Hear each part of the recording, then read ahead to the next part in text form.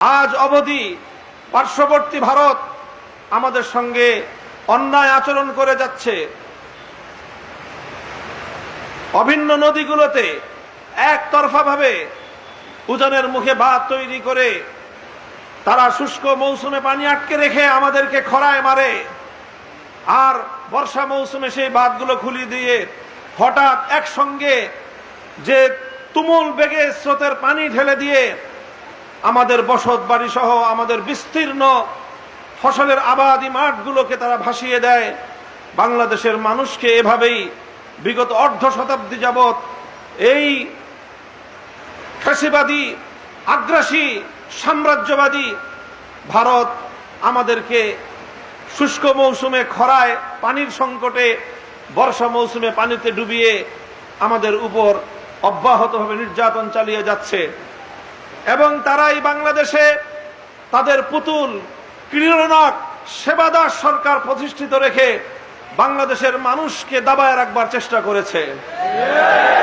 আমরা বিগত 16 বছর দেখেছি স্বৈরাচারী হাসিনা সরকার সে বাংলাদেশের অভ্যন্তরে সম্পূর্ণ গণবিচ্ছিন্ন হয়ে গিয়েছিল। এদেশের মানুষের কোনো সেন্টিমেন্ট, কোনো সমর্থন তার পক্ষে ছিল না। এই অবস্থায় শুধুমাত্র ভারতের রাষ্ট্রীয় পৃষ্ঠপোষকতায় শুধু নয়, বরং তাদের বাংলাদেশের আভ্যন্তরীণ ইস্যুতে, রাজনীতি কূটনীতিক ইস্যুতে জবরদখলকারী সম্পূর্ণ এক ঘৃণ্য হস্তক্ষেপের মাধ্যমে বাংলাদেশে তারা ক্ষমতার মসনদে শেখ হাসিনাকে টিকিয়ে রেখেছিল, তাকে অধিষ্ঠিত রেখেছিল। আর তার কাছ থেকে একতরফাভাবে বাংলাদেশের স্বার্থ পরিপন্থী অনেক চুক্তি স্বাক্ষর করিয়ে নিয়ে তারা বাংলাদেশকে দীর্ঘমেয়াদে শোষণ করার পথ তৈরি করেছিল। আজকের বন্যা আমাদের প্রতি ভারতের বিমাতা সুলভ সেই আচরণের অন্যতম প্রমাণ। কাজেই আমরা এই বন্যা কবলিত জনপদে দাঁড়িয়ে আমি এর প্রতিবাদ জানাই এবং বাংলাদেশ সরকারের প্রতি আহ্বান জানাবো। এখন বাংলাদেশে ভারতের কোনো সেবাদার সরকার নেই। এখন একটি স্বাধীন রাষ্ট্রে স্বাধীন সরকার কায়েম হয়েছে। আপনারা বিশ্ব দরবারে মাথা উঁচু করে কথা বলুন। দেশের জনগণ আপনাদের সাথে আছে। দেশের বিপুল পরিমাণ জনসমর্থন নিয়ে আন্তর্জাতিক ফোরামগুলোতে ভারতের বিরুদ্ধে অভিযোগ দায়ের করে বাংলাদেশের সমস্ত অভিন্ন নদীগুলো থেকে আমাদের ন্যায্য হিস্সা আদায় করতে হবে। এর জন্য আন্তর্জাতিক কূটনীতিতে যা যা ভূমিকা পালন করতে হয় অন্তর্বর্তীকালীন সরকার সেই ভূমিকা পালন করবে। এদেশের জনগণ হেফাজতে ইসলাম বাংলাদেশ ইসলামপন্থী জনগণের পক্ষ থেকে অভূতপূর্ব সমর্থন থাকবে এবং সহযোগিতা থাকবে ইনশাআল্লাহ। সেই সঙ্গে প্রিয় দেশবাসী, আমরা বলতে চাই যে এই যে জালিমের উৎপাত থেকে আল্লাহ পাক আমাদেরকে পরিত্রাণ দিয়েছেন, এজন্য আমরা আল্লাহর দরবারে শুকরগুজারি আদায় করি। আল্লাহ পাক রব্বুল আলামিন যেভাবে শেখ হাসিনা নিজের ক্ষমতাকে স্থায়ী করার জন্য চতুর্দিক থেকে দুর্ভেদ্য এক প্রাচীর তৈরি করেছিল, দুর্ভেদ্য একটি কেল্লা তৈরি করেছিল, আলহামদুলিল্লাহ তারা ভেবেছিল যে তাদের এই প্রতিরোধ ব্যূহ ভেদ করে কেউ তার ক্ষমতার মসনদকে স্পর্শ করতে পারবে না। এবং এদেশের মানুষ হতাশ ছিল এক সময়।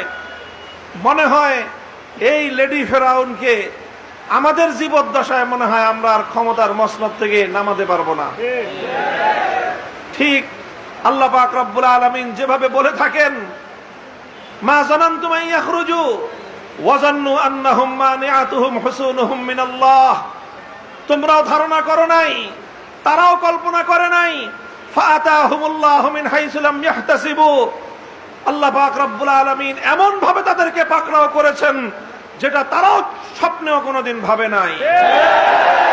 দেশের জনগণকে 16 বছর শোষণ করেছে, অর্থনৈতিক বঞ্চনার মধ্য দিয়ে দেশের অর্থ বিদেশে পাচার করে বাংলাদেশের অর্থনীতিকে ধসিয়ে দিয়েছে, একটি তলাবিহীন ঝুড়িতে পরিণত করেছে বাংলাদেশ। আর দৃশ্যমান কিছু বড় বড় মেগা প্রজেক্টের মাধ্যমে মেগা পাচার এবং মেগা দুর্নীতির আয়োজন করেছে। এইভাবে বাংলাদেশকে অর্থনৈতিকভাবে ফোকলা করে দিয়ে দেশের মানুষকে অর্থনৈতিকভাবে শোষণ করেছে। নির্বাচন ব্যবস্থাকে ভেঙ্গে চুরমার করে দিয়ে দেশের মানুষের ভোটাধিকারকে সম্পূর্ণরূপে হরণ করে নিয়েছে। তারপর মানুষের বাক স্বাধীনতাকে হরণ করেছে। ন্যূনতম কোনো সমালোচনা বরদাস্ত করেনি। যারা কোনোভাবে আকারে ইঙ্গিতেও রাষ্ট্র এবং সরকারের বিরুদ্ধে সমালোচনা করেছে, কাউকে গুম করে ফেলেছে, কাউকে খুন করে দিয়েছে, কাউকে বছরের পর বছর এমনকি যুগ পার হয়ে গিয়েছে অন্ধকার কারা প্রকোষ্ঠে তাদেরকে বন্দী রেখে নির্যাতন করেছে। আয়না ঘর সহ নানা রকম টর্চার সেল নির্মাণ করে তৈরি করে একটি মধ্যযুগীয় বর্বরতা বাংলাদেশকে গ্রাস করে নিয়েছিল। এরপরে তারা ডিজিটাল আইনের মাধ্যমে মানুষের ডিজিটাল অধিকারটুকু পর্যন্ত কেড়ে নিয়েছিল। সামাজিক যোগাযোগ মাধ্যমে তাদের বিরুদ্ধে সামান্য ন্যূনতম সমালোচনা করলে মামলার পর মামলা দিয়ে বছরের পর বছর কারাগারে নির্যাতন এবং নিষ্পেষণের স্টিম রোলার পরিচালনা করা হয়েছে। এভাবে চতুর্দিক থেকে আমাদেরকে নিপীড়ন করে নির্যাতন করে 18 কোটি মানুষের পিঠ যখন দেয়ালে ঠেকে গিয়েছে, তখন সেই মানুষ জীবন আর মরণের মধ্যে কোনো পার্থক্য খুঁজে পায়নি। তারা বুঝেছিল বাঁচতে হলে লড়তে হবে, আর লড়তে হলে জীবন দিতে হবে। এজন্য এদেশের মুক্তি পাগল জনতা জীবন দেওয়ার জন্য পাগল পারা হয়ে তারা গণভবনের দিকে ছুটে গিয়েছিল। জনগণের জনতার সেই বাঁধ ভাঙ্গা স্রোত রুখে দেওয়ার সাধ্য স্বৈরাচারী হাসিনার ছিল না। বাংলাদেশের মানুষ, বাংলাদেশের মাটি শেখ হাসিনাকে আর ধারণ করতে সম্মত হয়নি। এমনকি আমার দেশের সোনার মাটি শেখ হাসিনাকে পালিয়ে যাওয়ার জন্য 1 ইঞ্চি রাস্তা দিতেও প্রস্তুত ছিল না। কোন পথ খুঁজে না পেয়ে সোজা আকাশে উড়াল দিয়ে নরেন্দ্র মোদীর কোলে গিয়ে পড়ছে। ভালো কথা, 16 বছর আপনাকে এখানে বিভিন্ন ভাবে টিকিয়ে রেখেছেন, তার আশ্রয় নিয়েছেন।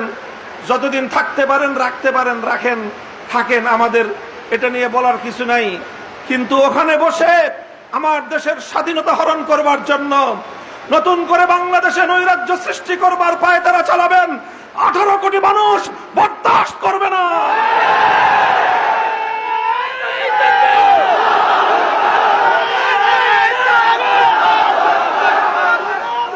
আমরা স্পষ্ট ভাষায় বলতে চাই, পিলখানার ট্রাজেডি, শাপলা চত্বরের হত্যাকাণ্ড, 2021 সালের মোদী বিরোধী আন্দোলনের হত্যাকাণ্ড, আল্লামা সাঈদী রহমতুল্লাহি আলাইহির মুক্তি আন্দোলনের নিহত ব্যক্তিদের, 2024 সালের ছাত্র জনতার সহস্রাধিক মানুষকে যেভাবে হত্যা করা হয়েছে, প্রতিটি হত্যাকাণ্ডের জন্য শেখ হাসিনাকে বিচার করতে হবে।